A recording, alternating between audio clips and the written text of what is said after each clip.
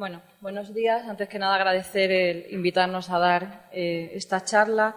Y bueno, nosotros cuando nos ofrecieron elegir un tema, decidimos que podía ser interesante comentar, hablar un poco acerca de los ensayos clínicos, sobre todo enfocados en el tema del tratamiento, que es algo que suscita bastante interés en la enfermedad.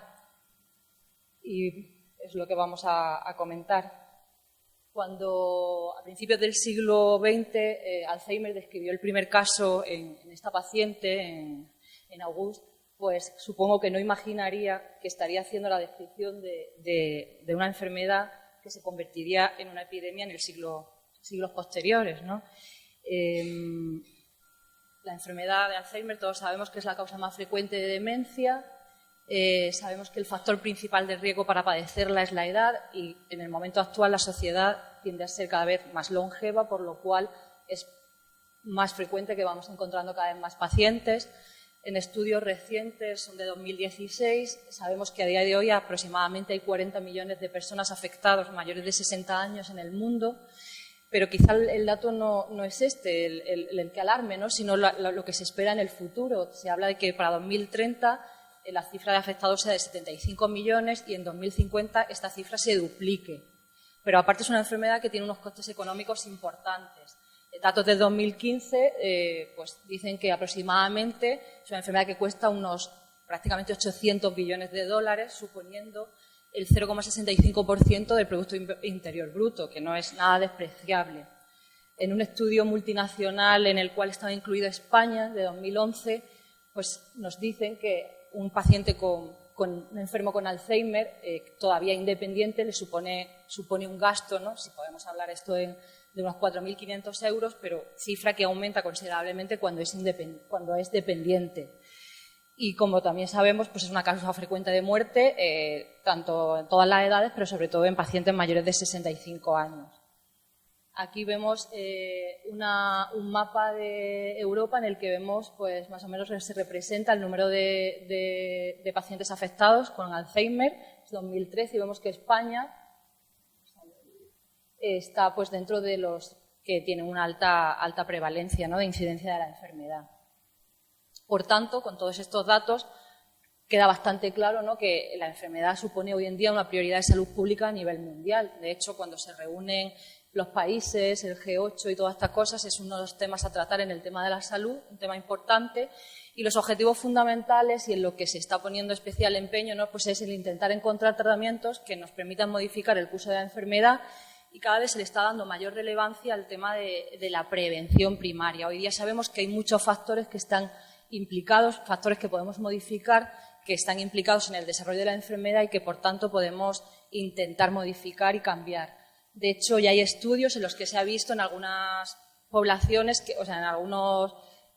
algunas poblaciones en los que se ha producido una reducción de la enfermedad, y se habla que cuando nosotros evitamos la exposición, o sea, corregimos estos factores, podemos evitar el desarrollo de la enfermedad en 1,1 millones de pacientes. Podríamos evitar tener 1,1 millones de pacientes al año, ¿vale? O sea que es algo lo que se está dando importancia ahora el tema de la prevención.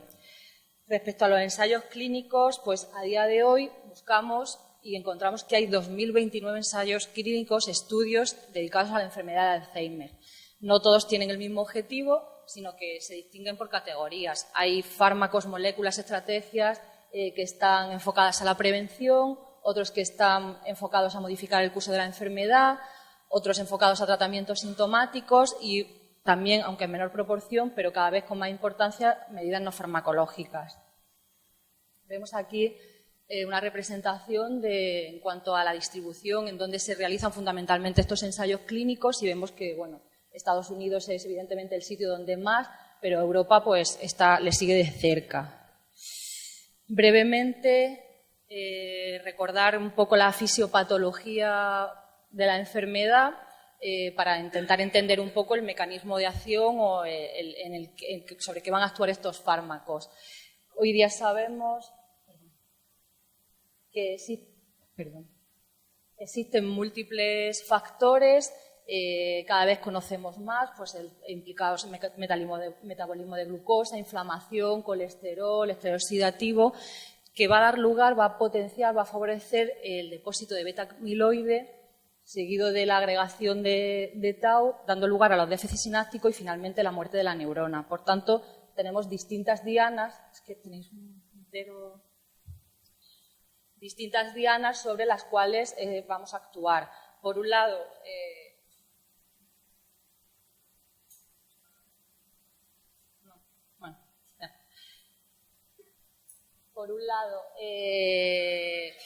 serían como hablábamos, de las estrategias de prevención. Por otro lado, estarían los fármacos que modificarían el curso de la enfermedad y, finalmente, cada vez menos, tengan menos ya interés, ¿no?, los tratamientos sintomáticos o paliativos. Esta es la situación, o esta representa todos los ensayos clínicos que se iniciaron o estaban en marcha a partir en 2010. Eran ensayos clínicos en los cuales multitud de moléculas con distintos mecanismos de acción, en los cuales se tenía mucha esperanza, se tenía muchas expectativas de ver cómo podían mejorar, podrían curar la enfermedad. Y bueno, ya tenemos resultados de la mayoría de estos ensayos y la sorpresa fue que los resultados fueron bastante decepcionantes. Claro, entonces todo el mundo empezó a preguntarse realmente qué es lo que había pasado. Eran moléculas que realmente tenían un mecanismo de acción, que actuaban sobre la fisiopatología, que tenían mucho sentido, pero sin embargo después los resultados no eran lo que se esperaban. ¿Cuáles son los posibles motivos? Se intentaron buscar explicaciones para ver por qué había ocurrido esto. Y bueno, las que en principio pues parecen que lo justifican o que pueden explicar el fallo, ¿no?, de estas moléculas, pues por un lado algo que ya está claro, ¿no?, y cada vez es más, que la fisiopatología, sabemos que la fisiopatología de la enfermedad es muy, muy compleja. No es algo tan simple como tener placas de amiloide o ovillos dentro de o agregación de tau dentro de la neurona, que es lo que define la enfermedad, sino que realmente es algo mucho más complejo. Por un lado está la genética, que aparte de las mutaciones que sabemos que producen la enfermedad de forma determinada genéticamente, cada vez más son los genes que se están implicando involucrados en el desarrollo de la enfermedad. Pero aparte existen multitud de factores, factor de riesgo vascular, otros factores factores del propio individuo, como puede ser la reserva cognitiva o la reserva cerebral, factores ambientales. Pues todo esto complica mucho más lo que es la fisiopatología de la enfermedad. Pero es que hay algo más, y es que, como hemos dicho, es una enfermedad del Alzheimer que está asociada claramente a la edad, con lo cual no es raro que cuando tengamos un paciente anciano, aparte de encontrarnos en su cerebro ovillos y placas que justificarían el Alzheimer, nos encontramos coexistencia de otras patologías neurodegenerativas, con lo cual, pues bueno, claro, estamos probando una molécula que a lo mejor te quita el beta-amiloide o te quita el tau, pero ¿y qué pasa con esto? A lo mejor esto también está produciendo algunos de los síntomas que tiene el paciente. Otro de las interpretaciones que se pudieron obtener de estos ensayos clínicos, del fracaso de estos ensayos clínicos, es que quizá estábamos metiendo a pacientes, incluyendo pacientes en ensayos con un diagnóstico ya de la enfermedad en una fase de demencia, y quizá eso es algo tarde. Pensad que realmente estos fármacos lo que intentaban demostrar es modificar el curso de la enfermedad. Y claro, si yo meto un paciente en una fase de demencia, un paciente que ya está muy afectado, tengo poco margen para modificar ese curso de la enfermedad. Esto ha sido importante porque ha llevado a cambiar el concepto de lo que es la enfermedad de Alzheimer. A día de hoy sabemos que enfermedad de Alzheimer no es lo mismo que demencia de Alzheimer. La enfermedad de Alzheimer es un proceso fisiopatológico en el que se dan una secuencia de hechos y podemos distinguir distintas fases. Tenemos una fase presintomática, una fase de deterioro cognitivo leve en la cual el paciente está muy poquito afectado, y una fase de demencia en la cual ya hay una mayor afectación del sujeto. Pero es que además sabemos que en esta fase preclínica en la cual el paciente no tiene síntomas, a día de hoy se produce hasta 15, 20 años antes de que aparezcan los síntomas. Por tanto, estábamos incluyendo pacientes en esta fase en la cual realmente poder modificar el curso de la enfermedad pues, era difícil. Y finalmente, otro de los aspectos que se han criticado o que pueden justificar el fracaso de estos resultados pues es el cómo hacemos el diagnóstico de la enfermedad o cómo hacíamos el diagnóstico de la enfermedad. Hasta no hace mucho tiempo nos basamos en unos criterios clínicos de 1984, en los cuales no los voy a comentar todos, pero el resumen es: tenemos un paciente con una clínica compatible con enfermedad de Alzheimer, en la que demostramos, nos lo confirma la familia, lo demostramos neuropsicológicamente y descartamos otras causas que la produzcan y ya podemos hacer el diagnóstico más o menos de enfermedad de Alzheimer. Estos pacientes eran los que se han estado incluyendo en ensayos clínicos, pero claro, a lo mejor estamos metiendo en el mismo saco gente que no todo el mundo tiene lo mismo. Porque, claro, tenemos unos síntomas, pero con estos criterios clínicos no hemos podido demostrar nunca que esos síntomas estén producidos por enfermedad de Alzheimer. No había manera de demostrar beta-amiloide, no había manera de demostrar tau, por lo que todo esto llevó a que en 2009 pues, se planteara la necesidad de que había que revisar los criterios con los cuales hacíamos el diagnóstico de la enfermedad, porque cada vez conocemos mejor la enfermedad, conocemos mejor el proceso fisiopatológico y, como había comentado anteriormente, el concepto de la enfermedad había cambiado. Así que en 2011 se publican unos nuevos criterios de diagnóstico de la Alzheimer, que lo que más importante es que incorporan los biomarcadores.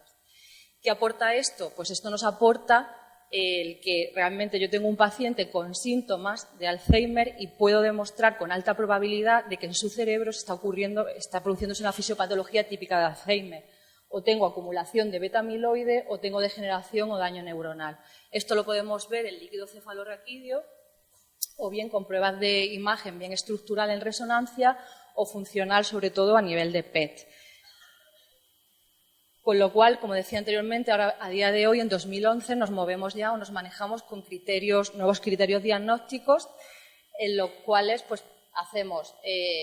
distinguimos distintas fases de preclínica, deterioro cognitivo leve debido a Alzheimer o ya demencia probable.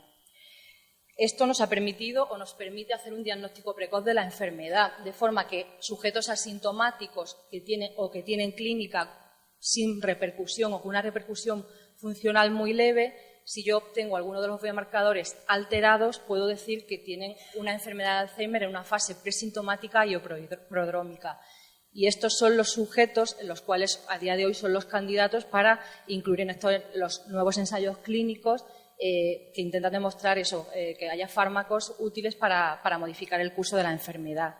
Pero quizá esto se plantea algo, esto a nivel de investigación puede estar muy bien, pero en el día a día, pues bueno, nos podemos plantear, es algo ético. Estoy diagnosticando a un sujeto, a un paciente, le estoy diciendo que tiene una enfermedad incurable, todos sabemos lo que es el Alzheimer, muy pronto, un sujeto que a lo mejor todavía trabaja, que funciona perfectamente, y no le puedo ofrecer ningún tratamiento. Pero bueno, estamos aquí a día de hoy. Retomando el tema de los ensayos clínicos, pues con todo esto que hemos aprendido del fracaso de los ensayos de años anteriores, pues bueno, hay multitud de ensayos clínicos con muchas moléculas que tienen mecanismos de acción distintos, sobre todo fundamentalmente enfocados en beta-amiloide, o sea, en reducir el beta-amiloide, el tau, con otros mecanismos, pero que, como vemos, ya realmente ha cambiado el tipo de sujetos a los que incluimos. Incluimos a pacientes en fases mucho más precoces, con lo cual realmente tenemos más tiempo para demostrar realmente si este fármaco va a ser útil para modificar el curso de la enfermedad. Bueno, no tiene sentido que comentemos, pero bueno, anticuerpos monoclonales, vacunas, aquí veis muchos más, ¿vale? Y en España participamos, bueno, en España hay 9 ensayos clínicos en los cuales participan centros españoles y comentar, bueno, brevemente, porque nosotros participamos en él, que es un ensayo clínico fase 3, doble ciego frente a placebo, en el que se pretende demostrar eficacia y seguridad de un anticuerpo monoclonal, que es el crenezumab, que ya se había probado anteriormente, era uno de los cuales los resultados en ensayos clínicos previos no habían sido buenos, pero sin embargo, cuando después se analizaron subgrupos de pacientes, se había visto que en determinados tipos de pacientes, esos que tenían menos afectación y tal, podía ser útil, y que el mecanismo fundamental de este fármaco el mecanismo de acción es limpiar el beta-amiloide del cerebro. La inclusión tiene que ser de pacientes en esta fase, yo creo que esto queda claro, ¿no?